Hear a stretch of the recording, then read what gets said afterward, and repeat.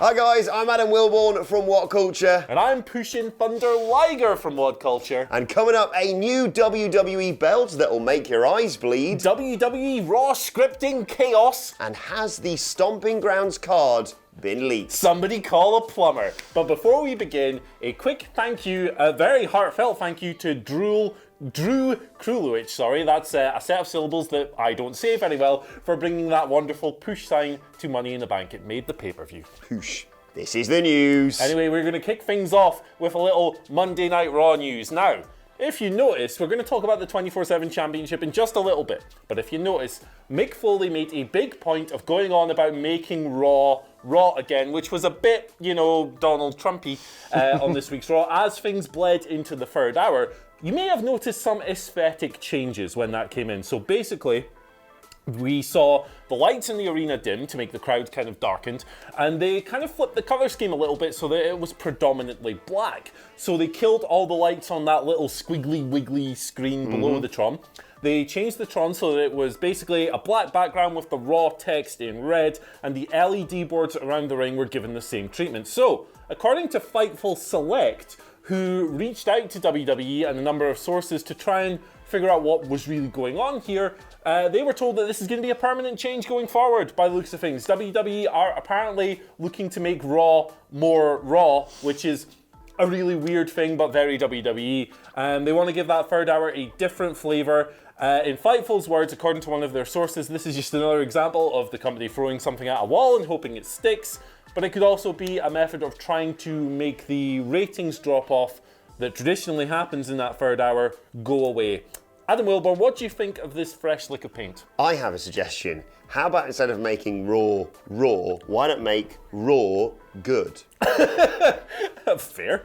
I get it. It looks nice, and I genuinely appreciate the change. It's weird to just randomly have it for the third hour as opposed to a wholesale change to the whole show. But yeah, it does kind of feel like rearranging deck chairs on the Titanic, if I'm looking at it. Yeah, it really does. I think it'll take more than like a couple of color changes to cure what ails the Monday Night flagship. The end of the show was good. The last hour was good. Yeah, it was probably the best third hour in a long, long time. The problem is that a lot of people just don't stick around for these things. Even when WWE have positioned their major stars in this third hour, there is traditionally a drop-off because people just can't be arsed watching a 3-hour wrestling show. They've got better things to do with their lives, particularly when the first couple of hours are often just garbage. Yeah, it's just filler till we get to the third hour. And like you say, you can't retain everyone's attention if you're not going to just put on quality matches and an entertaining product. Yeah, 100%. We will give them some credit. It did look different. It did look cooler. It was a bit grittier, a bit grimier, perhaps. They just focused a lot more on the wrestling, I felt. Yeah, exactly. Like, nothing else was lit up. It's like, here's the ring, here's the guys doing their stuff. But at the same time, it's a very minor change. They're papering over the cracks. They're doing all kinds of wacky stuff to try and save the way things are going with ratings and so forth. We'll see how it pans out, but I don't think this will. Speaking of wacky things that they're doing to try and save ratings, Whoa! A brand new title was unveiled on Monday Night Raw last night by Mick Foley. Of course, we were told about this at the Money in the Bank pay-per-view the night before, and it is the 24/7 title. A great idea with the worst belt ever. Have you seen a worse belt? It's up there, isn't it? It's up there with that TNA one that Jeff Hardy drew. The belt design is really quite gross. There was an old WWE World Heavyweight Championship, I think in the 70s. There's like a green as well. The big green thing as well. It looks kind of similar to that, although kind of shrunk. And it's weird. It looks like the big circle plate in the middle is almost too big and the strap's really thin.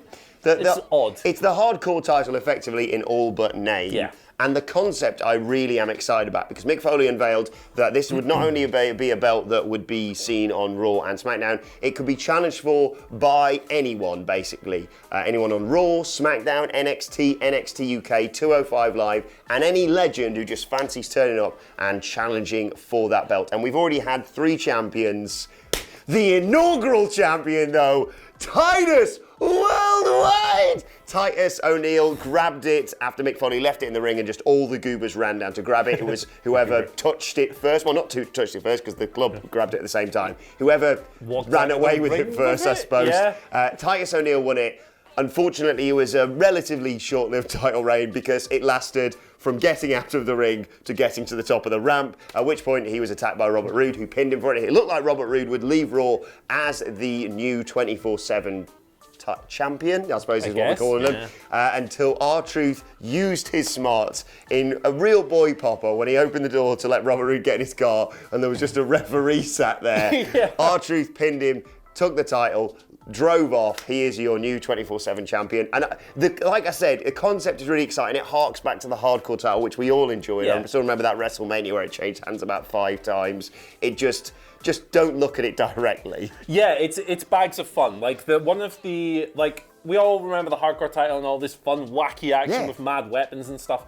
It was loads of fun, but one of the things that often goes unsaid about the hardcore title is that it did a really great job of giving like mid-carders and lower mid-carders something to fight for, a sense of purpose, a sense of direction, something to aspire to. You know, in WWE at the moment, we have all these faces who have nothing going on. They have no reason to be on TV and stuff like that. So it gets people like EC3 involved. It gets people like the Good Brothers involved. It gives them something to appear for, something to strive for. Even though the belt itself, you know, it's not going to be the most prestigious thing in the company. It's going to change multiple times on a night. We are going to see all kinds of weird champions. Look at the hardcore title history. It's crazy. I mean, one of the Godfather's associates had that belt, for goodness sake. It's weird, it's wacky, it's fun, and it created a sense of chaos. I think this is going to gain more or retain more viewership than any colour change on Monday Night Raw could, to be perfectly honest. Yeah, I mean, I think you're bang on the money. I'm excited there. for it, though. It's a good start, and it created some chaos, which, you know, Raw definitely needs more of. Never forget, though, inaugural champion Titus O'Neil. Titus O'Neil. Speaking of chaos, we have some backstage chaos, the best kind of chaos. Why am I saying chaos so much? I don't know. We have a new report. Now, Vince McMahon is known for being a bit of a wacky guy when it comes to WWE creative. You know, he likes making last minute changes. He sometimes doesn't finish the Raw script until like an hour before the show goes on air. The wild card rule was apparently a last minute decision that he made on the day. He takes a lot of writers' ideas, chews them up, rejects them, and just comes up with his own bollocks all the time. That's a good idea. Yeah. Anyway, I'll wrap up here. Yeah, see you later. We may have seen a new low from Vince McMahon when it comes to this sort of thing. I like to describe it as a new record, but anyway. So, WrestleVotes, as always, take this with a pinch of WrestleVotes, given their track record can be a little bit iffy. They tweeted last night saying this: when Raw went live on the air tonight at 8 p.m. EST, the final script was still not done and complete. So WWE, Vince McMahon had not finalised his Raw script until the broadcast had actually began. What is this nonsense? Is Vince McMahon me at university trying to finish an essay as it's being collected? I can relate to that. I mean, this is unbelievable. We've heard before things getting changed at the last minute. They have effectively a week to prepare for Monday Night Raw. Now, I realise it's slightly different the day after a pay-per-view, so I have to allow for potential last-minute changes and stuff like that. But even so, it wasn't like this Raw needed some drastic rewriting. It seemed very formulaic. You have Brock Lesnar there. Obviously, I don't know when the decision was made to make him Beast in the Bank or whatever we're calling him now. Money in the Beast. But you know where it's basically going. The fact that they were doing it on the fly. And how do you expect your performers to put this information across and you know, really sell it to the audience as this is their own words coming through, when they've basically been going, right, remember that and go out in 2 minutes and say it. It's crazy. It's crazy, it's insane. It goes a long way to explaining why the show sucks. And even though it is WrestleVotes and, you know, sometimes they get things wrong, I would say that this is very easy to buy into, and I can believe it 100%. But I have a simple solution for this. Instead of scripting the whole thing, don't script promos. Yeah. It's right there. Yeah. Let the talkers talk. Just like let the rest. I don't know. Like I feel sorry for like the likes of Seth and Kofi Kingston, because they might not have known what they were saying in that opening promo against one of the best promos in the world ever in Paul Heyman. Yeah. Oh, just go out there and, you know, say how you're going to definitely beat up a former UFC world champion and the guy's clearly Vince's golden boy. Yeah, it's just, we could sit here and talk about like the creative woes for ages, but it's mental and it sucks. That's what you need to know. And it's the most Vince McMahon thing ever. Yeah. Good luck to anyone doing an essay right now, by the way. Just say, well, Vince was allowed to hand it in late, so he's a billionaire, so. Anyway, let's move on to the forthcoming Stomping Grounds pay-per-view, which is going to be taking place on June 23rd, because some of the matches have been leaked, and the top ones advertised are Kevin Owens versus Kofi Kingston for the WWE title. Remember, no more rematches. Seth Rollins versus Baron Corbin for the Universal Championship, and Drew McIntyre versus Roman Reigns. And you can sort of see elements of that being hinted at on Monday Night Raw, of course. We saw Drew and Roman, Drew being Shane McMahon's new protector, and Baron Corbin basically saying to AJ Styles, I've been Seth Rollins. Yeah, it was. It's kind of all coming together that way. I believe which one of those matches has already been leaked for Extreme Rules, hasn't it? That being Seth versus Baron. Yeah, that's going to be a tables match. And they reckon we're going to get Kofi versus Owens versus Randy Orton on that pay-per-view as well. So WWE are very much going for that summer format of rematch until you're absolutely sick of each of these feuds. Drew versus Roman could be really good. I mean, they need to be allowed to do more than they were at WrestleMania because that match was really quite disappointing. I thought they bumped a lot for each other. It was really good. I don't know whether it just suffered from the fact of where it was on the card. That was definitely a contributing factor. Either way, I think they have a banger in them. Yeah. Baron, it's becoming a bit of a gimmick that we sort of pop at Baron Corbin, but I thought he was really good on Raw, man. Yeah. He had the spots, they were set up well for him. He is an absolute git, as you would say. He gets heat, and it's not the worst filler opponent ever. He gets, some people may argue he gets X-Pac heat. No offense to X-Pac, I love him, and I really wish it wasn't Sean that term. Waltman rules. Yeah, but there was a spot in the Money in the Bank pay-per-view where he did something. He chokeslammed Ali through the table. Yes. And everyone's basically said, yeah, no, we still hate you. Yeah, we still hate you. Yeah, I mean, you're supposed to hate the heel, man. If you're booing him, that's the whole point. Either way, the card on paper could have some good matches, but as there's a degree of familiarity with almost all these matches, it's kind of hard to get properly amped up for them. Let's just see if it delivers. As always, card subject to change. I mean, right up until after the show started, according to Vince McMahon. Yeah. So who knows? Right, let's move on to your Twitter questions at WhatCulture WWE if you want to get in touch.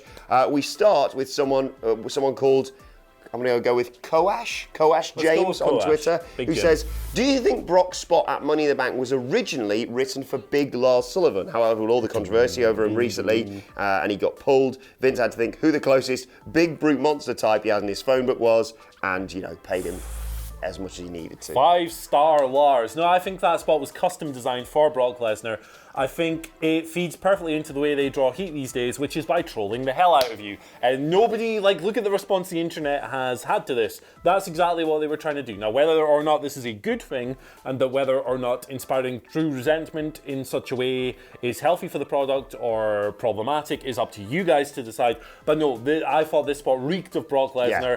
Let's just make everyone hate the moment. Let's bring a guy in as a spoiler. And Brock was the perfect guy to do that with. Yeah, I think you're completely right. A, in terms of the trolling, and B, in terms of the way they did it. I think with Lars, we saw him in that NXT championship match, North American Championship match, I should say, with a ladder. He looks great in those matches, and I think, if anything, that'd get him more over, just destroy everyone and then climb to the top rather than come in late and everyone be like, why are you here? Brock is the golden boy. We all know he's the golden boy, which is why he was just dropped in after Paul Heyman suggested on Monday Night Raw. He just had a bit of backstage negotiating after hiding out in a back room, hoping something happens to Sami Zayn. Yeah, trolling. Right, next question comes from Fatima Khan, who says, with female superstars like Naomi and Charlotte Flair making innuendos about this 24/7 championship on Twitter, do you see it becoming an intergender title? I definitely think that's something they could do, absolutely. I mean, intergender wrestling obviously isn't something that WWE really do, but they've dipped their toes into it a little bit more this year. Obviously, we saw Nia Jax in the Royal Rumble. They were apparently going to book Nia Jax and Dean Ambrose on some weird house show earlier in the year as well. Yeah, no, I can see them doing it. I don't think we'll see full-on matches. No. We're not going to see Charlotte Flair wrestle Titus O'Neil or anything like that, but I think you could see, 5 stars straight away, that match. 100%, a 6 in the Tokyo Dome. I absolutely think, however, that we could see Zelina Vega stealing a pinfall or something like that. Whoa. Zelina. If you're watching Money in the Bank, she's lost her second name. Yeah. No, she has. So if you've seen Miss Zelina's second name anywhere, please do get in touch because it is missing. Savio Vega probably had his lawyers on the phone. But yeah, I think it is an idea, not necessarily to soft launch intergender wrestling in the WWE, but like you say, akin to Molly Holly pinning the Hurricane for the hardcore title. Yeah. You could easily see something like that. You can get past a lot of the criticisms of intergender. Just maybe don't let it be won by a ladder or, a bin or something. I'm a big DDT fan, mate. That might be fun, actually. Okay.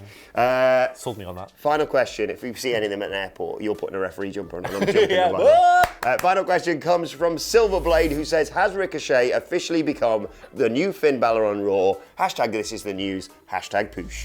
Absolutely yes. Yes, 100%. Couldn't agree more. He's going to go 50-50. The fans are going to complain about him not getting a push. He's going to put on good matches, as we saw with Cesaro last night. Yeah. Yeah, no, that's a really great comparison, one I hadn't really thought of. He is absolutely the new Finn Balor of Raw.